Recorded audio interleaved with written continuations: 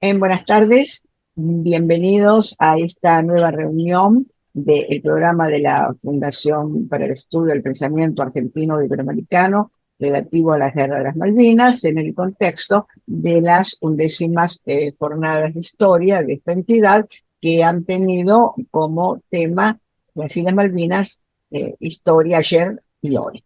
La historia de las islas en el trasfondo de los 40 años de la guerra.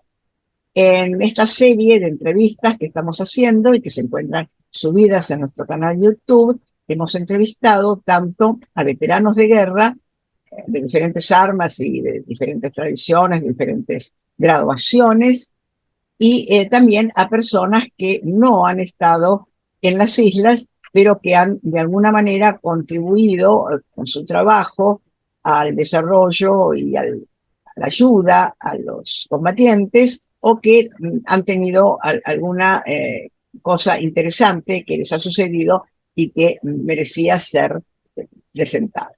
Uno de los temas que ha surgido, y que ha surgido incluso de las conversaciones y de las entrevistas a personas que no son religiosas, es el tema de la espiritualidad y el apoyo a los combatientes.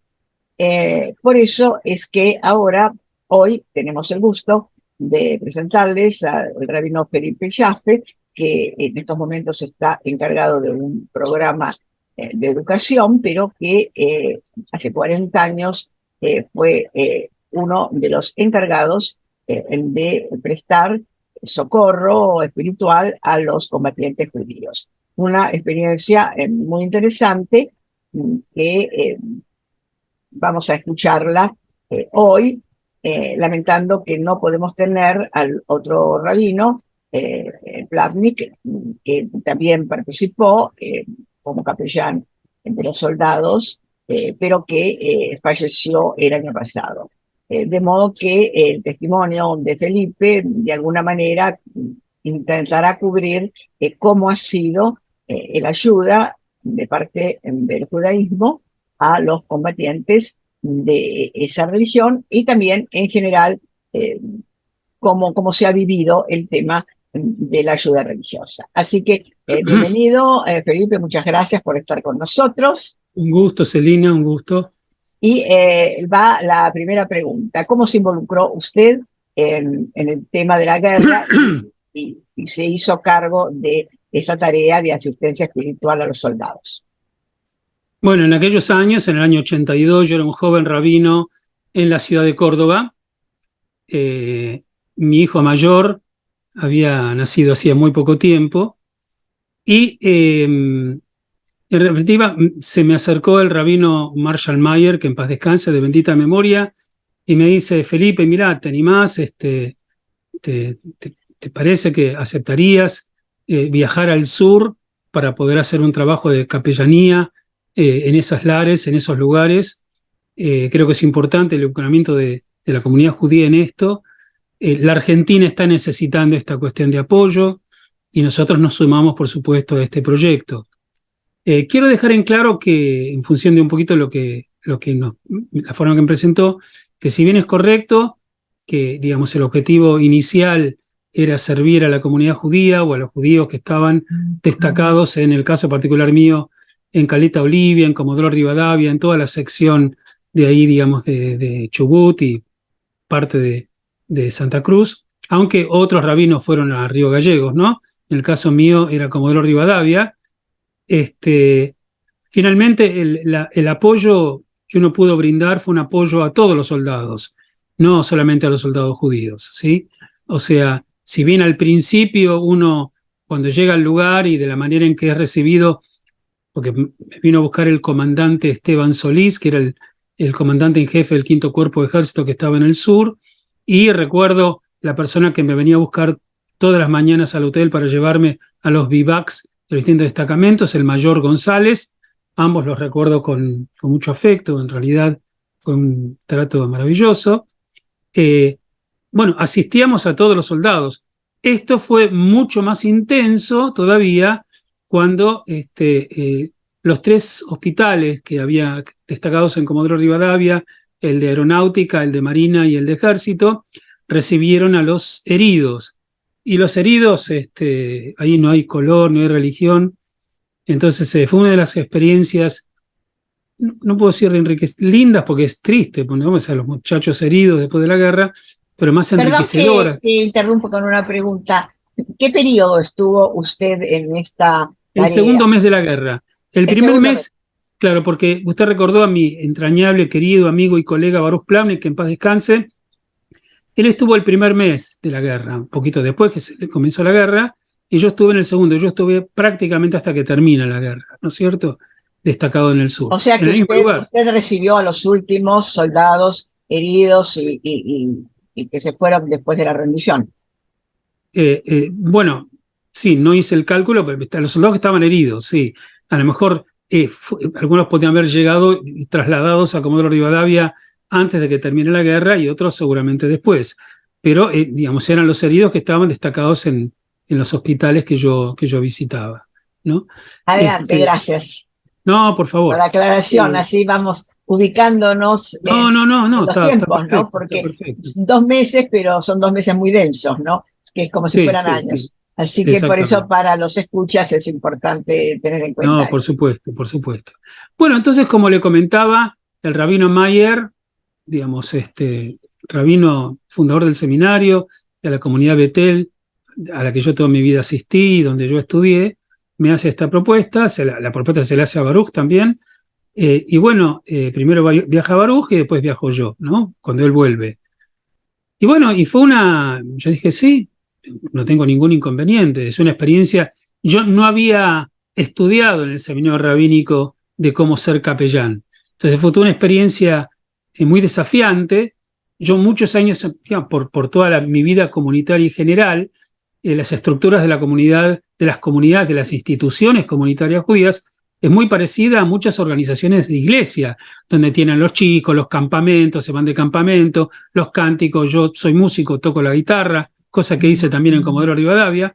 Y bueno, había toda una experiencia que a mí me había formado desde que era adolescente hasta, bueno, en el año, digamos, yo nací en el 53, en el 82 tenía 29 años, si mi cálculo no soy muy bueno en matemáticas, pero más o menos.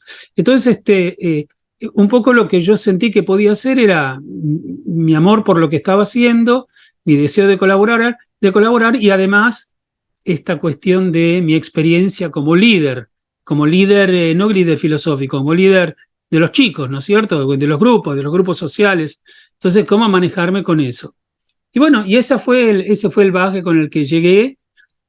Como dije, me recibieron en el aeropuerto cuando bajé con el avión ahí en Comodoro Rivadavia, el comandante Solís y el mayor González.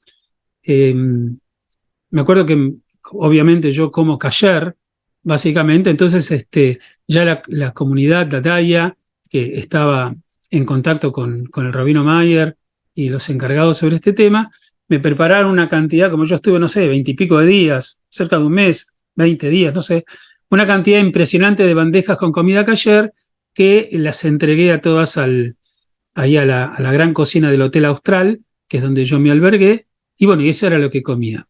Y bueno, ahí comenzó el servicio. Usted dirá para qué lado quiere que me extienda para explicar, pero bueno, Sí, así comenzó. como en realidad no sabemos tampoco mucho porque las personas que hemos entrevistado estuvieron en el campo de batalla como asistentes sanitarios. En realidad, tampoco sabemos mucho cómo era en la vida en los hospitales. De modo que sería interesante que usted nos contara un poco cómo era la rutina, digamos, de un capellán, Ok. supongo que en relación con los médicos, etcétera. Eh, dentro de todo eso, ¿qué es lo que usted más recuerda o que más le impresionó de la tarea que tuvo que hacer? Un recuerdo personal, ¿no? Muy, muy propio. A cada uno le hago esta pregunta y la verdad es que las respuestas son muy diferentes, ¿no? Porque lo que uno puede contar objetivamente es una cosa y otra cosa es cómo uno se sintió frente a una circunstancia que le impactó, que no la puede olvidar, que la recuerda para bien o para mal, es decir, puede ser una circunstancia alegre, feliz dentro de esa situación o triste o lamentable, pero que haya impresionado. Entonces, esta es mi segunda pregunta. Ok, bueno, le cuento. Mi rutina era así: a las 7 de la mañana venía el mayor González a buscarme con una camioneta del ejército. Yo tenía una credencial que me acreditaba como, en ese momento, representante del ejército como capellán, y con el coche me llevaba a distintos bivacs y lugares de acantonamiento de los soldados, que estaban distribuidos por el campo, había un montón de ellos. Entonces, le voy a contar un detalle, porque es una experiencia que la guardo en el corazón, ¿no? Muy, muy, muy querida. Y bueno, llegaba a un bivac determinado, a un lugar de acantonamiento, y había, no sé, 200 soldados, ¿no? Entonces, me acuerdo que los ponían en fila todos los soldados, y y el comandante del lugar, el que estaba a cargo, decía: firmes, firmes, ¿quién de ustedes son judíos? Entonces, bueno, algunos dieron un paso adelante, y ahí sí, hacía un apoyo espiritual a aquellos que los oficiales del lugar donde estaba me daban, que eran los que se habían reconocido como judíos. Entonces se juntaban, pongo un grupo de 30, 40 personas, y usted sabe que todo el territorio de la Patagonia es muy rocoso, está lleno de piedras, ¿no? Es muy conocido eso, muy especial. Eh, y bueno, entonces nos sentamos alrededor, y es aquí donde yo, poco como mencioné al principio, tenía que sacar y ser creativo para ver de qué manera podía ayudar a estos muchachos, que era el motivo por el cual yo había viajado. Entonces lo que hacíamos es que nos sentábamos primero todos en un círculo grande, y yo me sentaba al costado junto con ellos, y yo tiraba algunos temas para charlar, digamos, cómo se sentían, qué pensaban, qué tenían, ¿no es cierto? Y bueno, y nos quedábamos un buen tiempo, donde cada uno transmitía y planteaba su sensación, su preocupación, aquello que quería saber. Y bueno, y uno dentro de su experiencia, yo tampoco era un señor grande, ¿no? Tenía 29 años, trataba de tomar las preguntas y las dudas que ellos tenían, los temores, y responderlos en función de esa, y otros escuchaban lo que sus compañeros decían. Después que terminaba esa parte, que era muy rica, donde se compartían miedos, se compartían angustias, manifestaciones de seguridad, de certezas, de tranquilidad, qué sé yo tomaba una piedra grande y me alejaba del círculo y colocaba una piedra y otra delante. Entonces pedía que cada uno en forma individual vengan a charlar un ratito conmigo. Me quedaba mucho tiempo, porque me quedaba bastante tiempo con cada uno. Entonces, después yo hacía Perdón, cuánto era el tiempo de esa reunión y cuántas veces, así por semana o todos los días. todos los días? Esa era mi actividad, porque al principio, el tema es así, hay tantas cosas para contar, Sí, por supuesto. digamos, no, por eso le digo que yo tengo que ser selectivo. Apenas yo llegué, cuando hablé con el coronel Solís, le digo, bueno, vamos a ir a las islas o voy a ir a las islas. Me dijo: no, hay una orden de comandancia de que civiles no viajen a las islas. Yo nunca investigué por qué no podíamos ir a las islas. De todas maneras, bueno, había mucho riesgo, qué sé yo, digamos. La verdad es que en aquellos años hubo, yo recuerdo, si recuerdo bien, había una zona de exclusión ya para la segunda mitad de la guerra. Ya los ingleses ya estaban bastante acantonados y volteaban aviones. Una proporción importante de los aviones que intentaban llegar a las islas eran bajados. Entonces, tal vez por ese motivo, o por, digamos, que civiles no estén, esa fue la respuesta que me dio. Entonces me apoyó y me permitió hacer todo un trabajo, pero desde Comodoro Rivadavia, con los soldados que iban a viajar y con los soldados que retornaban, sobre todo cuando estaban heridos. Entonces, bueno, básicamente esto era lo que decía. Entonces, en determinado momento, hay una autorización para que yo vaya a ver a los heridos. Yo no sé si antes, en el mes anterior, eso había ocurrido. Yo no recuerdo que hubiera ocurrido. Y el coronel Solís me dice: bueno, a partir de ahora vamos a permitir, qué sé yo, bueno, que vayan a ver a los heridos. Él, una cosa así personal, el coronel Solís había estado en las fuerzas de los cascos blancos, él en forma personal, en la separación del ejército egipcio con el ejército de Israel en la Guerra de los 6 días. O sea que era un hombre de mucha experiencia y además un estudioso de tácticas de guerra, era profesor en la escuela de guerra, hasta donde él me explicó, y me regaló 2 o 3 artículos que él había escrito sobre ese tema. Yo había vivido muchos años en Israel también, entonces teníamos un elemento común sobre lo que le apasionaba a él, que era la Guerra de los 6 días. Entonces pues nos quedamos, además del tema para lo que estábamos convocados, luego que yo hacía el informe, todas las noches me encontraba con él, dando el informe de qué había visto, qué había ocurrido, creo que fue útil, y después quedamos enganchados en aquello que a él importaba tanto y que a mí me interesaba, por supuesto, como estudioso del tema, también el tema militar y sobre todo el tema de la Guerra de los 6 días. Entonces se creó un vínculo, yo diría hasta digamos, de afecto de alguna manera en ese momento, y por varios años después que terminó la guerra siempre recibía una tarjeta de él para Año Nuevo judío, ¿no? La verdad que eso, tuve la oportunidad de encontrarme en una conferencia sobre la Guerra de Malvinas hace un par de años también. Bueno, la cuestión entonces es que en determinado momento se toma la decisión de que yo visite a los enfermos. Entonces se agregó eso como una actividad muy importante, porque había 3 hospitales hasta donde yo recuerdo, ¿no? Había uno de Armada, de Aeronáutica y de Ejército. Pero en general mi actitud cotidiana en lo que tiene que ver con los soldados es el hecho de ir a visitarlos y hablar con ellos. Y yo me llevaba muchas horas, porque la verdad es que, digamos, me sentaba primero con todos, después son 30 tipos, unos minutos con cada uno para tratar de hablar sobre estas cuestiones. Usted me preguntó sobre alguna cosa especial. Yo recuerdo con emoción, de alguna manera, o con alguna cuota de sorpresa en mis años jóvenes en aquel momento, cuando, bueno, ¿cuál era el temor que ellos tenían? El primer temor es el temor a la muerte. Ellos tenían miedo de morirse. Y bueno, se ve que sus comandantes, sus superiores, les contaban, que les transmitían lo que era el concepto de la muerte, que hay gente que sobrevivía a una guerra, otra guerra, y qué sé yo, y después se rompió la cabeza cayéndose de una bicicleta. O sea, trataban de tocar el tema de la muerte. Pero lo que yo recuerdo con particular amor, interés, emoción, es que cuando le preguntaba a un soldado qué era lo que más le preocupaba, recibí 2 tipos de respuesta. Uno, que las novias los dejen, que mientras estaban en el sur, las novias los dejen. Y eso los desesperaba. Una preocupación muy razonable. Absolutamente, absolutamente.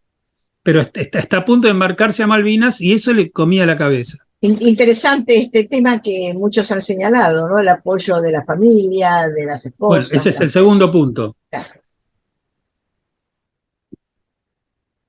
El segundo punto es que si a él le pasa algo, sus padres se van a destruir. El temor de eso, el temor de los padres. Terror, ¿qué va a pasar con sus padres si a él le pasa algo? En las semanas que estuve ahí, en los días que estuve ahí, recibí un montón de cartas que ellos me escribían para que cuando yo vuelva a Buenos Aires, donde me quedé unos días cuando volví, después a Córdoba, que era donde yo estaba sirviendo como rabino en la comunidad judía de Córdoba. Entonces, bueno, me tomé los nombres de cada uno, las cartas que me dieron, los teléfonos de sus familias, y bueno, cuando volví me tomé un par de días para llamar a todas las personas que yo me habían dejado los teléfonos, transmitirlo como los vi, qué sé yo, y creo que eso fue interesante y tranquilizante para las familias. Obviamente yo a los que viajaban los vi antes de viajar, estaban muy angustiados, pero estaban bien, digamos, qué sé yo. Algunos tomaban actitudes un poco más heroicas, sí, tenemos que nuestras islas y qué sé yo, pero muchos tenían miedo a lo que acabo de explicar respecto de su familia, su soledad, la muerte, como es absolutamente lógico, ¿no es cierto?, que haya ocurrido. Y bueno, y eso lo hice en muchos lugares. No me imaginaba que había tantos lugares de acantonamiento, los tienen desparramados por toda la provincia, digamos, en ese sector. Bueno, eso fue una de las cosas más importantes para mí, poder estar uno a uno con un soldado, bueno, y esto era muy importante desde lo personal. Otra actividad muy importante es que Comodoro Rivadavia tenía una comunidad judía muy pequeña, con una sinagoga muy pequeña. Había muy pocas familias allá, judías, activas, de los cuales se portaron maravillosamente bien conmigo. Algunas de las que estaban ya se ocuparon de que, bueno, que inclusive yo di actividades ahí, hicimos conferencias, que yo di clases, una vez organicé una cena oriental, yo soy oriental, soy sefaradí, entonces de comida turca, de comida oriental, entonces a mí me gusta cocinar, entonces preparé para toda la comunidad niños envueltos en hojas de parra, y bueno, fue un vínculo muy hermoso y muy lindo con la gente de comunidad, pero lo importante a los efectos de lo que estamos conversando es que la pequeña comunidad judía y por supuesto en Buenos Aires, la DAIA, arregló con el ejército en aquel momento de que los soldados judíos, como parte del apoyo espiritual, puedan ir a la sinagoga, los liberaban para que vayan a la sinagoga a rezar. Y entonces en el templito que había recibimos 80, 90 soldados con sus uniformes que estaban en el Kabbalat Shabbat, en el servicio religioso, y bueno, y otros desafíos enormes, enormes para mí, que a mí me temblaban las piernas al principio hasta que sentí que podía humildemente dar alguna mano en esto, es predicar a soldados que 2 o 3 días después viajaban a las Malvinas. O sea, no estaba predicándole a la gente de mi comunidad que termine el Kabbalah Shabbat, van a cenar a sus casas y el domingo se van al club por ahí, sino que eran soldados que estaban, entonces un mensaje que pueda servirles a ellos, ¿no? Y bueno, eso fue un desafío enorme, ¿no? Yo no tenía experiencia para una cosa así, repito, mis jóvenes años también. Y bueno, sentí que había hecho una diferencia y recuerdo con mucho Creo que cariño en también. general nadie estaba preparado para una guerra. Eso lo Bueno, han dicho también otras personas, por ejemplo, camilleros, médicos, etcétera. Eh, una situación de una guerra Argentina no había tenido desde la guerra del Paraguay, o sea, absolutamente, absolutamente. muchísimo antes y de otra manera, ¿no? Así que todo el mundo tuvo evidentemente que No hacerse de tengo nuevo. dudas. No, no, Y con no. respecto a los No heridos, pienso que soy el único, pero claro, no, pero está muy bien que lo lo mío lo siento recalquen yo. porque para los que están escuchando esta serie y ven esta serie, es importante todas las cosas en las cuales coinciden personas muy distintas que han ido a la guerra, ¿no? Pero que coinciden en que nadie estaba preparado para eso, todo el mundo No tuvo que tengo dudas. hacerse como pudo. ¿Y cómo pasó con los heridos? Con la Bueno, parte de les los quiero cerrar hospitales. una cosa porque me pidió un recuerdo particular, que Ah, se lo sí, quiero sí, por favor, mencionar. adelante. Digamos, más allá de los encuentros el viernes a la noche, este, yo le dije que yo soy músico desde que era jovencito, trabajé como profesor de música. Entonces, organizamos un sábado de la noche, hay una actividad que a lo mejor usted ya la conoce por gente ¿no es cierto?, de la Unión Judeocristiana, con las cuales tantas cosas hicimos en su momento. Hicimos un servicio de Abdalá. Servicio de Abdalá, servicio religioso cuando termina Shabbat, donde se enciende una vela y qué sé yo, se canta. Bueno, yo me consiguieron una guitarra, que me la trajeron, y estamos todos los soldados, y vino el comandante Solís también, y empezamos a cantar a la luz de una vela cuando se encendía. Ahí también hubo un mensaje, y muchos nos pusimos a llorar por la experiencia, ¿no?, de emocional, los buenos deseos, digamos, pedir que tengamos la suerte de volver a casa y de que las cosas salgan dentro de todo bien y qué sé yo. Fue muy emotivo a la luz de las velas y del cántico. Y le voy a decir que oficiales que estaban ahí, alguno muy alto también, largó un lagrimón con esta experiencia. Fue muy enriquecedor, muy, muy enriquecedor. Y a veces, bueno, básicamente eso es lo que hacíamos con ellos. Y por último, digamos, el tema de los heridos, le cuento cómo funcionaba.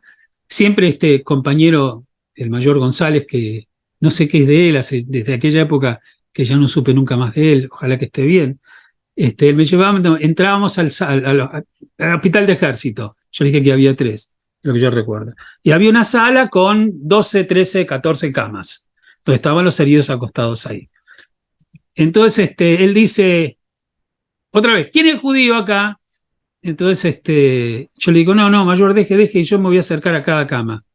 ¿Usted me ve bien? Porque se está moviendo un poquito. ¿Celina me ve bien?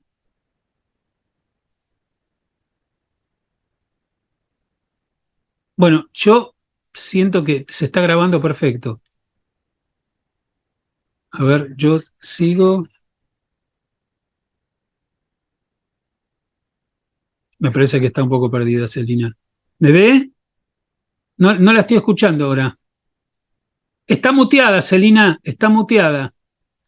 Perdón, Ahí está. sí, yo no había quitado el Sí, por eso. Bueno, no, yo para la veía no. perfecto, pero no quise continuar hasta que no la tenga No, no, no, encontrada está de bien, es vuelta. que para que no hubiera un sonido que molestara, siempre me muteo. Pero bueno, sí, estaba escuchando perfectamente Ah, lo que bueno, decía con buenísimo, respecto a buenísimo. González, Bueno, que no entonces sé cómo. González hace este anuncio y yo digo, no, déjeme que yo. Entonces yo agarré lo que hacía, tenía una libreta con una lapicera, iba cama por cama, hablando, me sentaba a pies de la cama del herido que estaba allá. Y bueno, la mayoría de los heridos que estaban allá tenían pie de trinchera, concretamente el famoso pie de trinchera. Calculo que tiene que ver con que los pertrechos no eran los apropiados. Y bueno, muchos de ellos, algunos salvaron sus pies, que estaban congelados, otros tuvieron amputación. Algunos heridos, había algunos que les faltaba la mano porque voló una granada, o heridos o lastimados con balazos, qué sé yo. Y bueno, entonces yo pasaba con cada uno de ellos, por supuesto, con quienes yo me fui, aquellos con los que más o menos podían hablar, ¿no es cierto? Si había heridos de gravedad, no estaban donde ahí me estaban llevando en ese momento. Entonces, bueno, ¿qué necesitas? Y bueno, necesitas cosas que me pedían: cigarrillos, calzoncillos, necesitaban ropa interior, que no les alcanzaba lo que tenían. Algunos pidió chocolates, algo de galletitas, y estas cosas, ¿no es cierto? Y por supuesto, más allá de las necesidades eh, sencillas como estas, hablar de qué sienten, cómo viven, qué sueños tienen, qué esperan que vaya a ocurrir, en quién piensan. Y bueno, dejarle a cada uno lo mismo que hacía, entraban los vivacs, que me quedaba 15 a 20 minutos con cada uno, ahí también me quedaba y me llevaba un montón de tiempo estando con cada uno de los heridos que estaban allá, dando fuerzas, esperanzas. Y bueno, y el día siguiente me llevaban a otro sanatorio, y ahí fui a varios con este trabajo espiritual. Una de las cosas Para, más... digamos, más o menos para ir cerrando, porque estamos ya en sí, tiempo, sí, sí, adelante. ¿cómo, cómo digamos, sintetizaría usted esta experiencia en relación a lo que nosotros consideramos muy valioso, que es la necesidad de un soporte espiritual y religioso a los soldados? Si usted considera, a partir de su experiencia, cómo se da esto, ¿no? Porque algunos muy ateos o muy anticlericales, en todo Sí. sentido, criticaron este El- asunto. Sin embargo, yo personalmente creo, y por lo que otras personas me han comentado, que fue muy positiva la ayuda espiritual de judíos y de católicos y de protestantes. Es decir, Le contesto así: la angustia no tiene ideología. O sea, uno si es ateo, no es ateo, es religioso, creyente, no creyente. La cuestión es que cuando uno está en un lugar que está angustiado bueno, pocas angustias son más duras como el temor a la muerte, la verdad. Y la guerra tiene eso. La guerra es horrenda porque lo que trae es muerte y destrucción, más allá de eventual logro político. En este caso tampoco hubo, ¿no? Pero digamos, el eventual teórico, hipotético logro político, la guerra trae destrucción y muerte, y uno le tiene miedo a la destrucción y a la muerte. Cuando uno está angustiado y alguien quiere ayudarte, siempre la ayuda es bien recibida porque es necesaria, porque estás alejado, no estás con los tuyos, estás al final del mundo, ¿no es cierto? Literalmente al fin del mundo, estamos al sur de la Patagonia, y bueno, entonces la gente recibía con mucho cariño esto, con mucho amor, abrían sus corazones, decían cosas, muchos lloraban, yo también me emocionaba frente a este tipo de cosas. Entonces, por supuesto que fue muy importante. Digamos, no voy a ser yo el que le va a decir si fue importante que yo lo ayude a un soldado, eso lo diría el soldado. Puedo contar igual que cuando volví a Córdoba, recibí visitas de varios soldados en mi sinagoga en Córdoba. Un abrazo, Felipe, ¿cómo estás? ¿Te acordás? Yo soy aquello. O las cartas, o muchas veces, durante muchos años después, encontré cosas. Alguien me dijo que estuvo en un museo donde había algunas fotos todavía de aquella época. Le cuento que hay un libro que se escribió sobre los rabinos de Malvinas, muy lindo, muy bueno, ¿no es cierto? Hernán Dobry es el autor, y existe el libro, uno puede encontrar ahí un capítulo entero sobre todo lo que yo estoy comentando, está escrito ahí. Y para mí, creo que no voy a exagerar si digo que mi experiencia como rabino o mi vivencia como rabino, estando en la capellanía en las Malvinas, fue una de las más importantes de mi vida, ¿ok? Sí, Yo tengo 50 años de perfectamente. rabinato, pocas experiencias, que las tuve unas cuantas y muchas muy ricas, fueron tan enriquecedoras, tan puras, tan intensas para mí como ese mes en las Malvinas, Y aquí en el yo sur. quisiera poner una palabra con respecto al rabino Marshall Meyer, porque Ah, bueno, él siempre maestro. consideró la importancia de involucrarse espiritualmente en la guerra, más allá de cualquier opinión personal acerca de los derechos o de una de las dos partes en conflicto. Y siempre apoyó eso y los motivó mucho a ustedes, pero también nos revino, participaba de una institución que él había fundado, el Instituto Superior de Estudios Religiosos, eh, y allí siempre defendió ese involucramiento, aún precisamente para ayudar, como está diciendo usted, a cualquiera que sufra, aunque no sea judío, que sea un ateo rematado, pero en el momento Absolutamente. en que realmente está en el extremo de su vida, una mano que le tienda, que se defienda y una ayuda, lo recibe bien y eso es una obligación de todo espíritu religioso y Marshall siempre opinó así y me consta porque, bueno, siempre lo decía en las reuniones de ISER, ¿no es cierto? Que, este, que había sido así. Yo me incorporé a ISER antes de la Guerra de las Malvinas y bueno, y después también se comentó eso. De modo que le agradezco muchísimo, No, al Felipe, contrario. por esta... Me trasladó a momentos, digamos, de mucho cariño y mucha emoción en mi vida. Así que Yo le creo agradezco yo que también. esta emoción va a ser compartida por quienes lo escuchen. Muchísimas gracias y dentro de unos días ya va a estar subido en el canal para incorporarse a la colección de entrevistas que son todas muy ricas y muy apasionantes. Muchísimas gracias, Felipe. Al contrario, Celina, un gusto para mí.